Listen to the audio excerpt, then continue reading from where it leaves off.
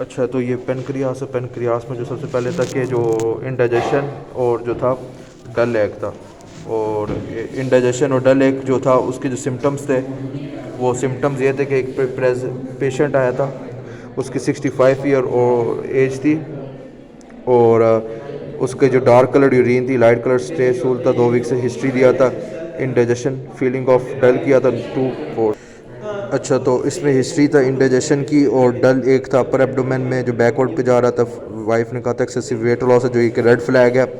Loss of फिटाइट और examination है, discolouration of कॉन्जक्टाइवा जिसको स्क्लेरा कहते हैं, और पल्पेशन हुई थी एपिगैस्ट्रिक रीजन में, और कैंसर था इसमें, और इसके जो पार्ट्स थे सारे इसमें कवर्ड हो गए हैं। और बाकी इसमें सर इस पे आपने कहा था कि जो बाइल एक्यूमुलेट करता है वो प्री हेपेटिक होता है और एक पोस्ट हेपेटिक होता है ना। प्री हेपेटिक में आपने कहा था अनकंजुगेटेड बिलीरुबिन ज़्यादा होता है और पोस्ट हेपेटिक में कंजुगेटेड बिलीरुबिन ज़्यादा होता है। पोस्ट हेपेटिक में यूरिन डार्क हो जाती है और स्टेल पेल कलर, स्टूल जो होते हैं वो पेल कलर के होते हैं। तो जो प्री हेपेटिक है जिसमें अनकंजुगेटेड बिलीरुबिन है उसमें यूरिन का कोई भी मसला नहीं आता, जो प्री हेपेटिक जो कॉज है। चलो उसमें भी यूरिन येलो होता है। अच्छा, येलो होगा, येलो होता है उसमें, लेकिन पोस्ट हेपेटिक में डार्क होगा। हाँ।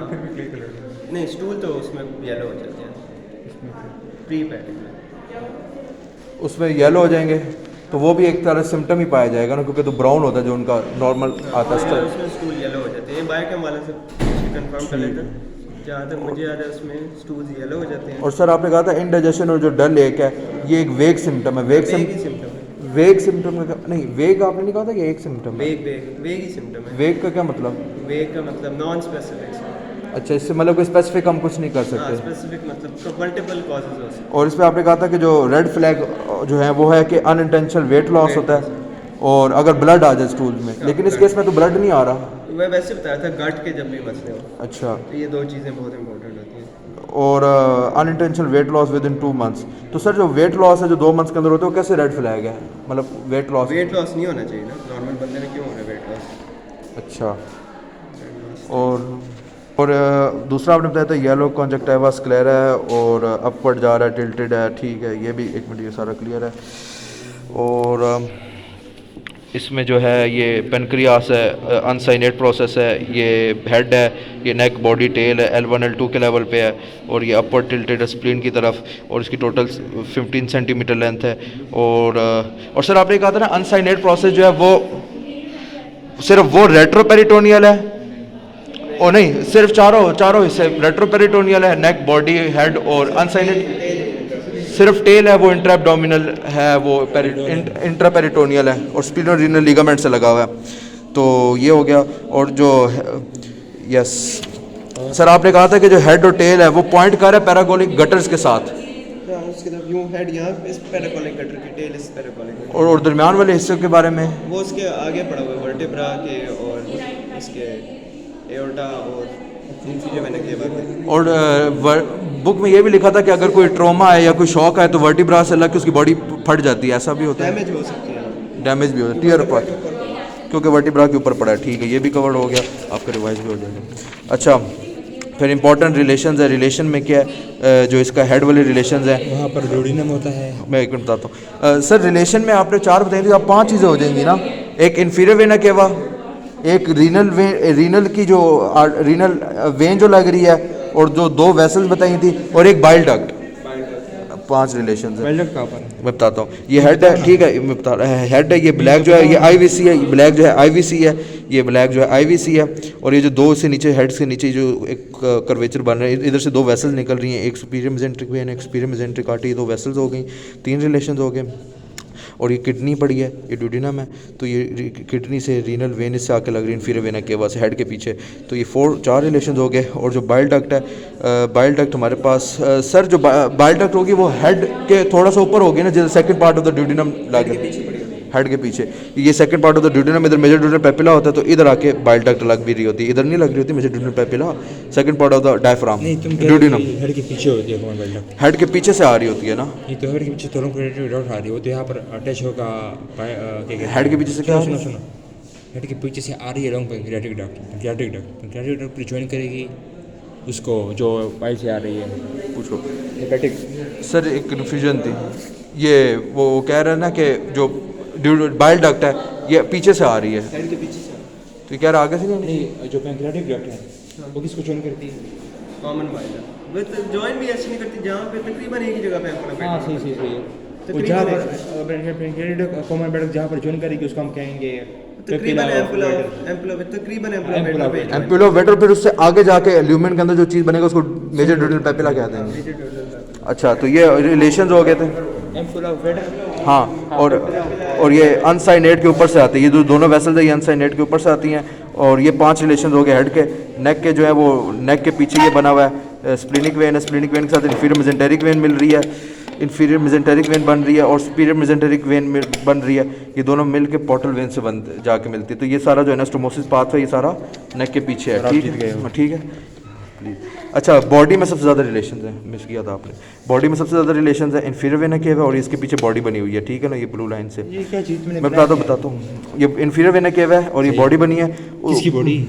पेनक्रियास की किधर है बॉडी। बॉडी? बॉडी ये वाली जो लाइन दिख रही है ना, ये वाली लाइन, ये एक लाइन और ये ब्लैक एक वाली? line। नहीं, ब्लैक वाली नहीं, ये जो अच्छा, हाँ, लाइन, सही, ठीक है ना, ये बॉडी है। ठीक है, बॉडी के ये ऊपर अयोटा जा रही है, इसका पीछे आगे जा रही है। मतलब ये अयोटा इसके पीछे पड़ी है, यही कह रहा हूँ। ठीक है ना, और ये जो left crus of the diaphragm आ रहा है ये ट्रायंगुलर, और ये जो है ना पासोस मेजर मसल बन रहा है और ये इन्फीरियर वेन के वक्त जो है ना रीनल लेफ्ट रीनल वेन भी इससे आके मिल रही है। ये सारी चीज़ें इधर हो रही हैं और ये किडनी का राइट क्रस होगा ना? लेफ्ट क्रस ऑफ डायफ्राम है।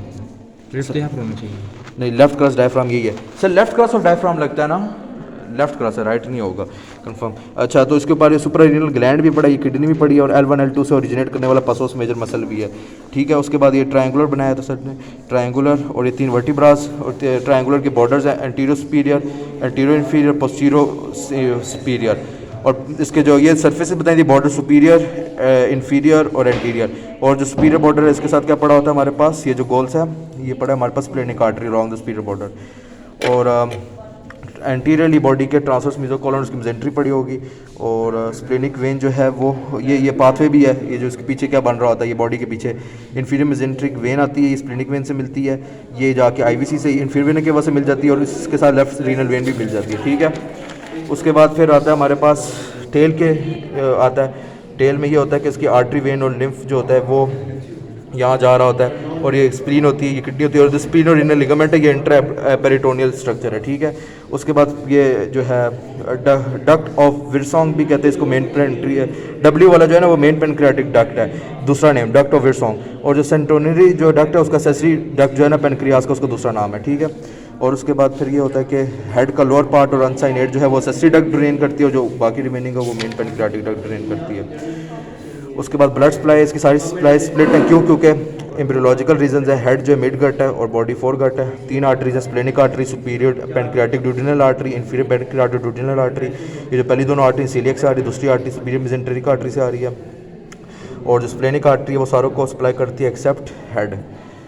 और ये जो है ये हेड का अपर पार्ट को सप्लाई करती है, हेड के लोअर पार्ट को सप्लाई करती है।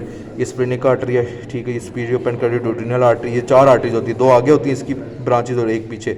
तो जो आगे वाली बनी inferior pancreatic duodenal artery, anterior और फिर पोस्टीरियर, फिर एंटीरियर फिर पोस्टीरियर। एनास्टोमोसिस होता है। वेनस भी इसकी स्प्लिट है और स्प्लेनिक है, स्प्लेनिक वेन्स है और सुपीरियर पेनक्रियाटिक ड्यूडिनल वेन है, ये दोनों डायरेक्टली ड्रेन होती है पोर्टल वेन में। और इन्फीरियर पेनक्रियाटिक ड्यूडिनल वेन जो है वो सुपीरियर मेजेंटेरिक वेन से मिलके इनडायरेक्टली पोर्टल में ड्रेन होती है।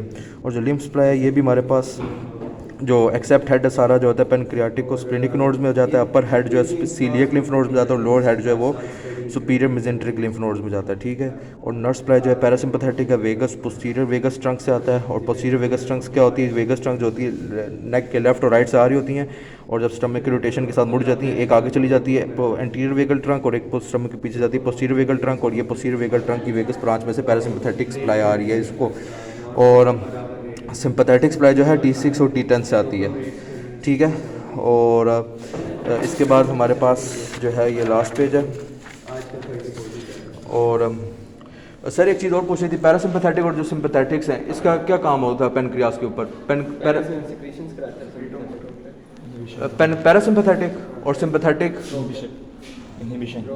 रोकेगा। ठीक है, और यस सर इस पे मैंने आपसे पूछना था, ये आपने कहा था ना कि रेफर्ड पेन जो बैक पे है स्नेल पे, वही मैं आपसे पूछ रहा था। ये देखिए ये स्नेल पे लिखा ना कि pain from the pancreas is commonly referred to the back because Oxford या वर्ल्ड से ही और सर आगे उन्होंने रीज़न भी दिया, because the pancreas lies behind the stomach and transverse colon disease of the gland can be confuse with that of the stomach और the transverse mesocolon. इस वजह से मैंने बोला, तो मुझे ये दो इंडिपेंडेंट स्टेटमेंट्स हैं।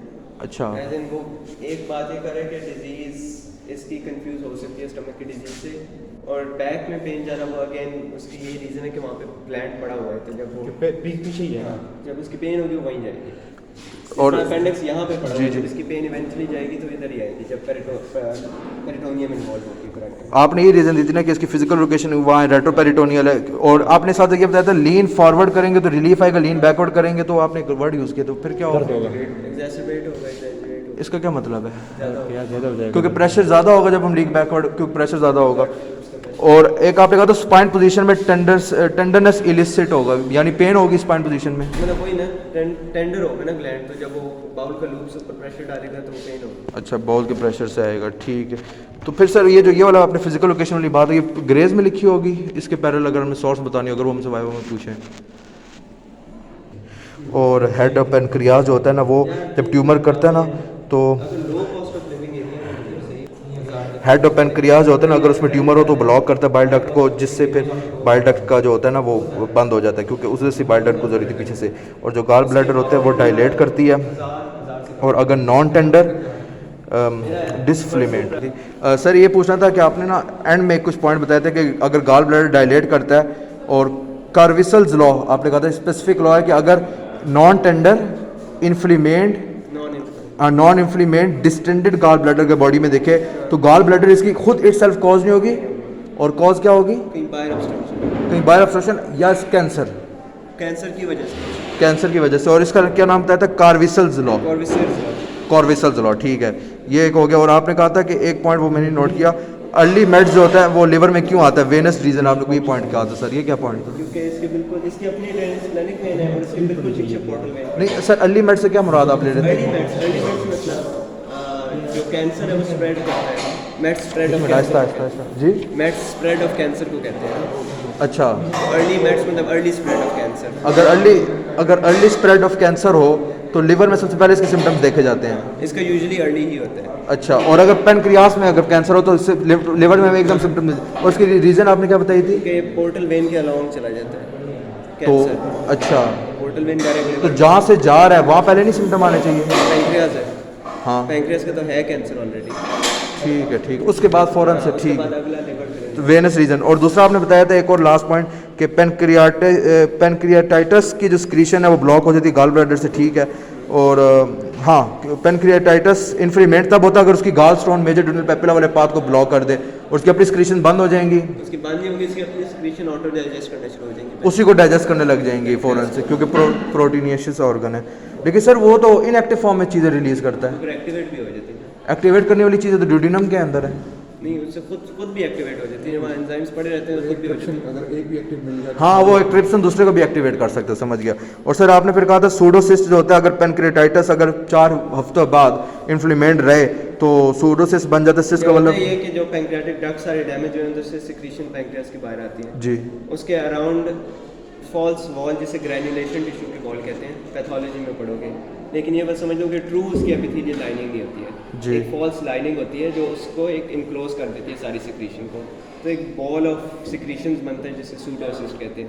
बस मेन मसला होता है वो फिजिकल वहाँ पे सिम्टम्स कराता है, अर्ली सेटाइटी कराते हैं, स्टमक के पीछे पड़ा है, अर्ली सेटाइटी मतलब थोड़ा अच्छा। खाते हैं और एकदम से full समझ गया। और डल लेक भी आपने कोई डल सी एक भी कराएगा, अर्ली सेटाइटी कराएगा, इंडाइजेशन के मसले होंगे, स्टेटोरिया होगा, इस तरह। तो इसमें भी तो इस केस में भी तो ये मसले थे, तो इस केस में इसका बना हुआ है सूडोसिस्ट? नहीं, क्योंकि इसमें पैंक्रियाटाइटिस की अटैक की कोई हिस्ट्री नहीं है। अच्छा, इसमें तो डायरेक्ट हुई है कि, इसे कैंसर है, इसमें जॉन्डिस भी है ना सर, लेकिन सर इसमें क्यों नहीं है सूडोसिस्ट? इसको तो बहुत दो, जॉन्डिस भी है सर। अच्छा जॉन्डिस तो है, लेकिन इसको भी तो पेनक्रियास इसका इन्फ्लेमेंट हुआ हुआ है ना? नहीं, पैंक्रियास इसका इन्फ्लेम नहीं है, उसमें कैंसर है। अच्छा, इन्फ्लेम नहीं है, वो पैंक्रियाटाइटिस के बाद बनता है सूडोसिस, हेड ऑफ पेनक्रियास में अगर कैंसर आ जाए तो उसके पीछे जो बाइल डक्ट तो ब्लॉक नहीं हो जाएगी? ब्लॉक हो जाती है। तो ब्लॉक होने से वो फिर इन्फ्लेमेंट नहीं हो जाएगा, जैसे गॉलस्टोन भी ब्लॉक कर हो रहा था? सकता है, लेकिन वो इतना बुरी तरह ब्लॉक नहीं होता है जितना गॉलस्टोन से होता है। अच्छा, उससे मेजर इफेक्ट आता है। और सर वेट लॉस क्यों हो रहा था इस पेशेंट को? कैंसर में वेट लॉस होता है, अच्छा, सारे कैंसर्स में होता है। ठीक हो गया। और ऑब्स्ट्रक्टिव जॉन्डिस की वजह से इसकी येलो स्क्लेरा भी हो गया था। सर कैंसर में जो हेयर लॉस होता है वो कीमोथेरेपी कीमो से होता है, कैंसर से बोल रहे हो। और सर आपने एक फिस्टुला वाला पॉइंट बताया था, वो क्या बताया था वो इसमें? तो कोई ट्रीटमेंट है कि इसकी ट्रीटमेंट होती है सूडोसिस्ट की, वो आप एक फिस्टुला बना देते हो स्टमक के साथ सूडोसिस्ट का, वो स्टमक में ड्रेन हो जाता सारा ड्रेन हो जाता है। और आपने एक चीज़ और भी बताई थी कि बंदा कैसे प्रेजेंट करता है, केस ये वाला सूडोसिस्ट है। वाला? सूडोसिस्ट में यही प्रेजेंट करता है कि उसको 4 हफ्ते पहले एपिसोड होता है अटैक का, पैंक्रेटाइटिस का, जो होता है कि सीवियर पेन बैक में ख़ास तौर पे, और इधर एब्डोमिनल रीजन में, बैक में, साथ नोजिया, वॉमिटिंग एकदम से।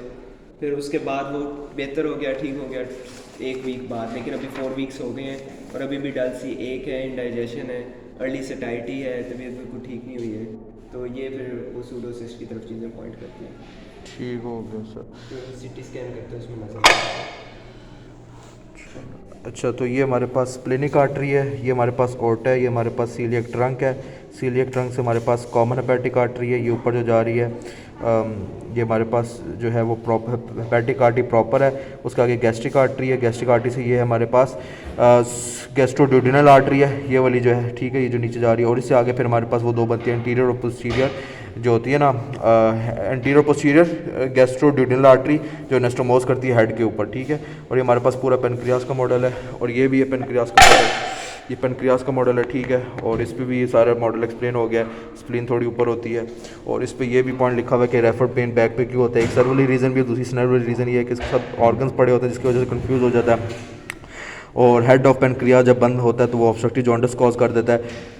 और जो होता है हमारे पास जो सारे पाथवेज थे वो इस एक के अंदर कवर्ड हो गए।